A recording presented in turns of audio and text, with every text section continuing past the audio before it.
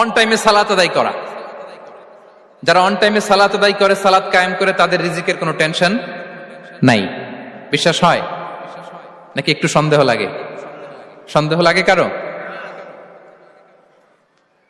যারা অন টাইমে সালাত আদায় করে তাদের কখনো রিজিকের কোনো ঘাটতি হবে না। আল্লাহ তাআলা বলছেন, ওয়া'মুর আহলাকা বিস-সালাতি ওয়াসতাবির আলাইহা লা নাসআলুকা রিজকা নাহনু নারযুকুক ওয়াল আকিবাতু লিত-তাকওয়া। নবী হে, আপনি আপনার ফ্যামিলি মেম্বারসদেরকে সালাতের ব্যাপারে আদেশ করুন, আপনি নিজেও সালাত আদায়ে অবিচল থাকুন।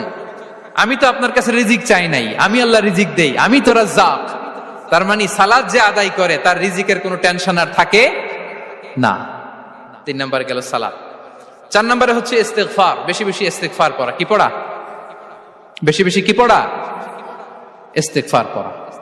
আস্তাগফিরুল্লাহ, আস্তাগফিরুল্লাহ, আস্তাগফিরুল্লাহ। হাঁটছি, চলছি, ড্রাইভিং করছি, বাস স্টেশনে অপেক্ষা করছি, ফিলিং স্টেশনে ফুয়েল নিচ্ছি, পড়বো আস্তাগফিরুল্লাহ। কি পড়বো? আস্তাগফিরুল্লাহ। যারা সব সময় আস্তাগফিরুল্লাহ পড়ে তাদের রিজিকের কোনো টেনশন